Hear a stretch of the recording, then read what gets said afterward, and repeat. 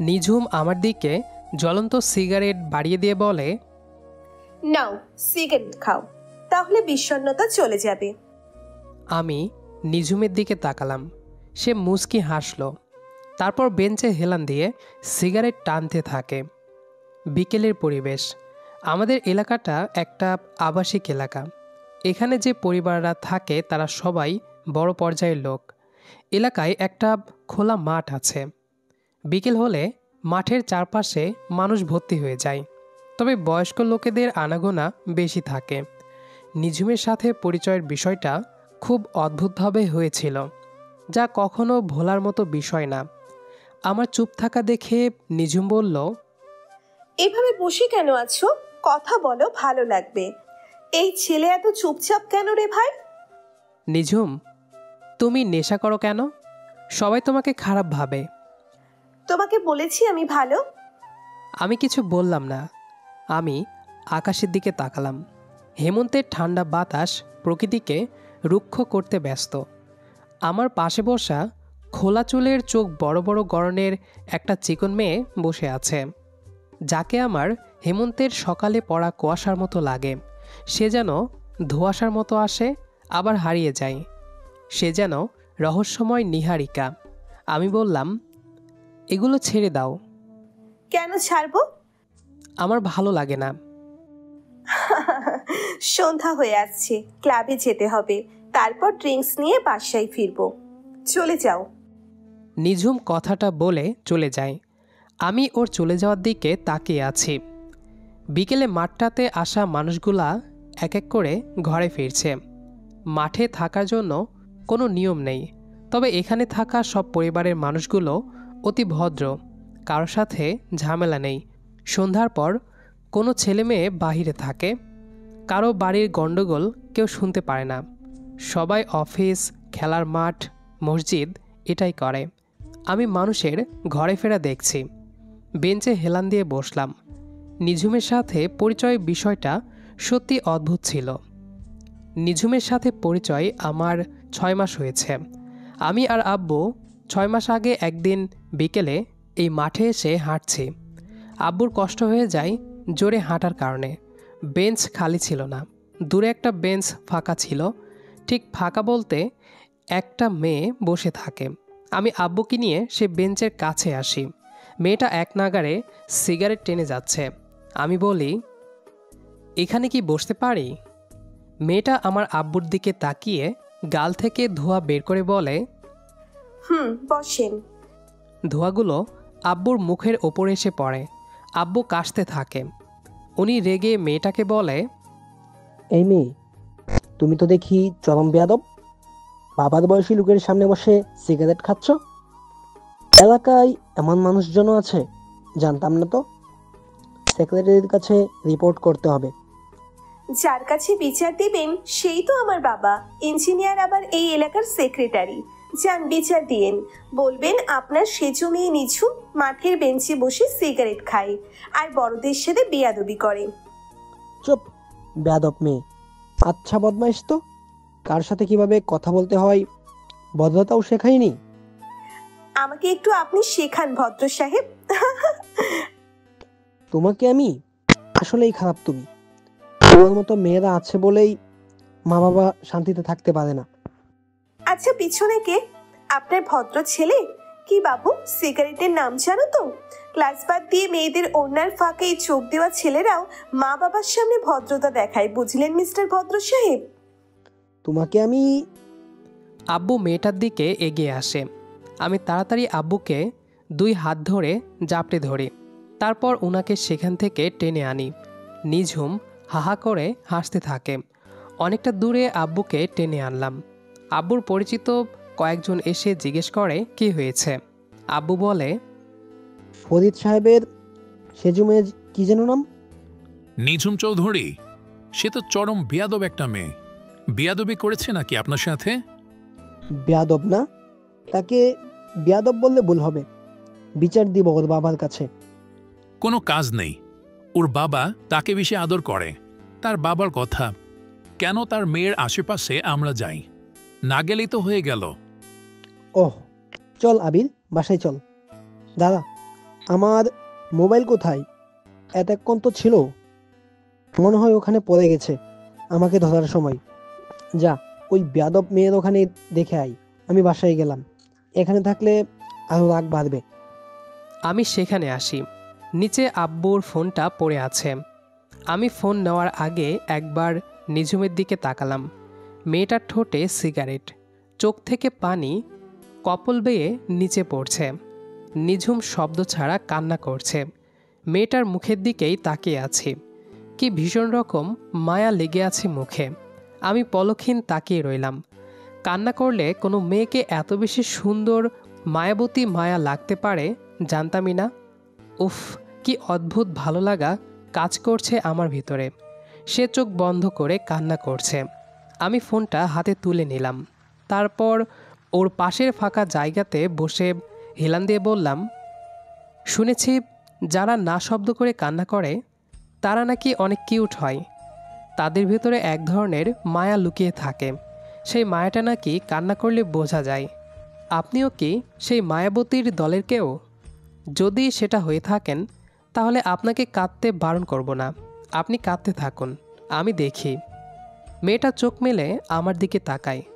ততক্ষণে কান্না থেমে গেছে, সিগারেটও শেষ হয়ে গেছে। আমার দিকে অবাক দৃষ্টিতে তাকিয়ে বলল, আরে ভদ্র সাহেবের ছেলে মিস্টার ভদ্র প্রো ম্যাক্স এখানে যে। আব্বুর ফোন এখানে পড়ে যায়, তাই নিতে আসলাম। ভাগ্যিস ফোনটা পড়েছিল এখানে, না হলে কান্না করা কোনো মেয়ে এতটা মায়াবী হয় জানতাম না। ওই যে দেখেন, সন্ধ্যার আকাশে যে মেঘ দেখা যাচ্ছে, শেষ বিকেলে সূর্যর আলোয় মেঘগুলো হলুদ লাল এমন রঙে ছেয়ে গেছে। মেঘগুলো কি সুন্দর! আপনি কাঁদলে ঠিক ওরকমই সুন্দর লাগে। অফ করিয়ান না কান্না। আর এই নিন। উঠে দাঁড়ালাম আমি। পকেট থেকে রুমাল বের করে তার পাশে রেখে দিলাম। তারপর সেখান থেকে হনহন করে হেঁটে চলে আসি আমি। একবারও পিছনে তাকাইনি। আমি জানি মেয়েটা হয়তো আমাকে নিয়ে অন্য কিছু ভাবছে। হয়তো ভাবছে আমি কি তার থেকেও পাগল নাকি। তবে সত্যি বলতে মেয়েটাকে প্রথম প্রথম খুব খারাপ ভেবেছিলাম। কিন্তু খারাপেরা কখনো কাঁদে না। খারাপেরা অন্য কাউকে কষ্ট দিয়ে কখনো কাঁদবে না। কিন্তু যে ভালো হয় অন্যকে কষ্ট দিয়ে কান্না করবেই। আমি বুঝে গিয়েছি নিঝুম খারাপ দেখায় নিজেকে, কিন্তু ভেতরে সে অনেক ভালো। এমন মানুষকে সঙ্গী হিসেবে পেলে মন্দ হয় না। হাতঘড়ির দিকে তাকালাম, 6টা বেজে গিয়েছে। এখানে আর থাকা হবে না। আমি বাড়ির দিকে রাস্তা ধরলাম। প্রতিদিন বিকেলে আমি নিঝুমের জন্য এখানে আসতাম, কিন্তু মেয়েটা সপ্তাহে 2 দিন এখানে আসতো। আর আমি কেবল ওর বেঞ্চে যেয়ে বসে অপেক্ষা করতাম। সে প্রথমে অবাক হতো, কিন্তু আমি একা বকবক করতাম। সে আমার কথা হা করে শুনত। মনে মনে ভাবত, ছেলেটা কি পাগল? আমি তাকে অভদ্র মেয়ে বলতাম, সে আমাকে ভদ্র ছেলে বলতো। খুব কাছের মানুষ হয়ে যায় সে আমার। আবির, তোকে না বলেছি ওই বেয়াদব মেয়ের সাথে মিশবি না? সোসাইটিতে আমার একটা মান সম্মান আছে তো, নাকি? প্রতিদিন আব্বুর থেকে একই রকম কথা শুনি, কিন্তু সেদিকে আমি পাত্তা দেই না। কারণ নিঝুমকে যে আমি ভালোবেসে ফেলেছি। মানুষের ভালোবাসার কোনো সূত্র নেই। ভালোবাসা বিশেষ নিয়মে চলে। আমি বললাম, সে বেয়াদব না আব্বু। আপনারা তাকে যা ভাবেন সে অমন না। আবিরের মা, আবির বেয়াদব হয়ে গেছে। সে আমাদের উপরে কথা বলা শিখেছে। তোমরা একটু চুপ করবে? আবির, তোর বাবার কথা শুনিস না কেন? জানি না। ছাদে আসলাম। নিঝুমকে নিয়ে ভাবছি। আমার ভাবনাগুলো কেমন যেন বিষাক্ত লাগছে। নিঝুম কেন এমন করে? বারবার প্রশ্ন করেছি তাকে। সে হেসেছে কেবল, কিন্তু কোনো উত্তর দেয়নি। কেন সে আমার সাথে অদ্ভুত আচরণ করে আমি জানি না। আচ্ছা, সে কি বুঝতে পারে না আমি তার সাথে থাকতে ভালোবাসি, তাকে ভালোবাসি? রাত 12টা ছুঁই ছুঁই। সন্ধ্যা থেকে ছাদেই ছিলাম। হঠাৎ ফোনটা বেজে উঠল আমার। স্ক্রিনে তাকিয়ে দেখি নিঝুমের কল। রিসিভ করলাম। ওপাশ থেকে মাতাল কণ্ঠে বলল, এই আবির, আমি ব্রিজের উপরে বসে আছি, পুলিশ এসে আমাকে ধরে নিয়ে যেতে চাইলো।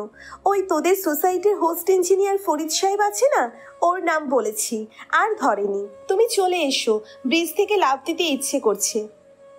আমি ফোন কেটে দিলাম। তাড়াতাড়ি নিচে আসলাম। আমি বাড়ি থেকে বের হতে যাব, তখনই আব্বু এসে বলল, কোথায় যাচ্ছিস এত রাতে? নিঝুমকে আনতে যাচ্ছি। ও নেশা করে ব্রিজের ওপরে বসে আছে। বাহিরে যাবি না একদম। আমি ওনার কথা শুনলাম না। তাড়াতাড়ি দরজা খুলে বাড়ি থেকে বের হয়ে আসলাম। নিঝুমের লোকেশান অনুসারে পৌঁছাতে 20 মিনিট মতো লাগলো। নিঝুম ব্রিজের ওপরে বসে আছে পা ঝুলিয়ে। পিছনে পুলিশ দাঁড়িয়ে আছে। নিঝুম আমাকে দেখেই বলল, কি অফিসার, বললাম না বাবার আগে আবির আসবে? আপনারা যান, আবির আসছে তো, যান যান। পুলিশেরা বিরক্ত হয়ে আমার দিকে তাকালো। আমি এক প্রকার দৌড়ে নিঝুমের কাছে আসলাম। তার হাত ধরে এক টান দিয়ে ব্রিজের ওপর থেকে টেনে নামালাম। সে আমার বুকের ওপর এসে পড়ে। আমি তার মুখের দিকে তাকিয়ে থাকি। কেন যেন হঠাৎ রাগ উঠে গেছে আমার। প্রচণ্ড রকম রাগ তুলে জোরে জোরে বললাম, তোমার সমস্যা কি? হ্যাঁ, যা খুশি মন চায় সেটাই করবা তুমি? আমার কথা শুনে চলতে কি খুব সমস্যা? যা খুশি মন চায় সেটা করবা নাকি? কখনো কি মনে হয় না কেউ তোমায় নিয়ে চিন্তা করে না? কেউ কি তোমাকে নিয়ে ভাবে না? যা মন চাই তাই করবা তুমি? থাপড়িয়ে সবগুলো দাঁত ফেলে দেব। আমার চিৎকার শুনে পুলিশেরা অবাক হয়। নিঝুম আমার দিকে হা করে তাকিয়ে আছে। আমাকে ছেড়ে দেয় সে। এরপর শব্দ করে হেসে ওঠে। আমার গালটা আলতো করে টেনে ধরে বলে, এই ছেলে, নেশা করছি আমি, মাতাল তুমি হয়েছো? চুপ, কোনো কথা বলবো না একদম। নিঝুম ব্রিজের সাথে হেলান দেয়। তারপর হেলান দিয়ে বসলো ও। আমিও ওর পাশে বসলাম। দুজনে রাতে ব্রিজের সাথে হেলান দিয়ে বসে আছি। সামনে কিছুটা দূরে পুলিশেরা দাঁড়িয়ে আছে। ওনারা কেন যাচ্ছে না সেটা হয়তো নিঝুমের বাবার অর্ডারেই। নিঝুম উচ্চ শব্দে হাসতে থাকে। আমি ওর দিকে না তাকিয়ে প্রশ্ন করলাম, পাগলামি করো না নিঝুম, বলো আমাকে। আমার জন্য তোমার ভদ্র আঙ্কেলের কাছে বকা খেতে হয়, তাই না? আমি কিছু জিজ্ঞাসা করেছি।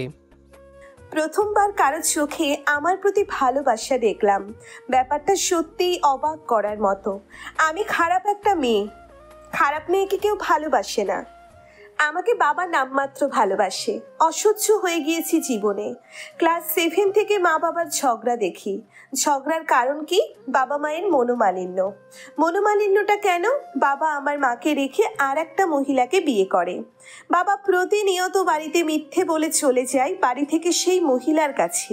মা বাবার ঝগড়ার শুরু এখান থেকেই। আমরা 5 বোন। বাবা ছেলে হবে ভেবে ভেবে প্রতিবার বাচ্চা নিয়েছে, আর ভাগ্যক্রমে আমরা সবাই মেয়ে হয়েছি। হয়তো এটাই কারণ বাবার অন্য মহিলার প্রতি আকর্ষণ সৃষ্টি। সেই মহিলার ঘরে একটি ছেলেও হয়। বাবা সেজন্য হয়তো আমার মায়ের থেকে বেশি ওই মহিলাকে গুরুত্ব দেয়। আর ফলস্বরূপ প্রতিদিন মা বাবার ঝগড়া লেগেই থাকে। মা পাগল প্রায় হয়ে যায়। বাবা আমাকে আদর করে বলে, মা মনে করে আমি বাবার দলে। মায়ের থেকে দূরে থাকছি। মা আমার সাথে কখনো ভালোভাবে কথা বলেনি। বাবার রাগ সবসময় আমার উপরে প্রয়োগ করেছে। মা বাবাকে বোঝেনি, আর মা আমাকে বোঝেনি। আমি যদি বাড়ির বাইরে থাকতাম, কখনো আমার মা আমাকে খোঁজ করেনি। বাবা খুঁজবে? তিনি তো মাসের 20 দিন থাকতেন সেই মহিলার সাথে। আমি খারাপ, অনেক খারাপ। প্রতিদিন ঝগড়া, ফ্যামিলির ঝামেলা দেখতে দেখতে আমি ক্লান্ত আবির, অনেক ক্লান্ত। কোথাও শান্তি নেই, এতটুকুও শান্তি পাই না। তবে হ্যাঁ, শান্তি এখন পাই। তোমার কাছে আসলে আমি শান্তি খুঁজে পাই। অনেক ভালো লাগে। তুমি আমার মন খারাপের কারণ নও আবির, তুমি আমার হ্যাপিনেস, আমার ব্যক্তিগত মানুষ তুমি। আমি ঠিকমতো খাবার খাই না, আমি ঠিকমতো চলি না, কখনো ওনারা খোঁজ নেয়নি। নামমাত্র ভালোবাসা দেখিয়েছে। আমার যা অপছন্দ মা ঠিক সেটাই করেছে। বড় দুই বোনের তো আগেই বিয়ে হয়ে গিয়েছিল। আমি পড়ে গিয়েছি ওনাদের মাঝে। জানো আবির, আমি অসুস্থ থাকলে মেডিসিন নিতে ভুলে যাই, কিন্তু কেউ কখনো আদর করে বলেনি মেডিসিন নিতে। মেডিসিন সব ফেলে দিই, কেউ খোঁজও নেয় না। ভালোবাসার নামে হুদাই শাসন করে, কেউ বোঝায় না, কেউ আদর করে না। মাঝে মাঝে ইচ্ছে করে মরে যায়, কিন্তু হয়তো কেউ একজন আসবে যে আমাকে শান্তি দেবে। হয়তো সেই শান্তির কারণটা তুমি। আমাকে ছেড়ে যেও না তুমি। আমি বসা থেকে উঠে দাঁড়ালাম।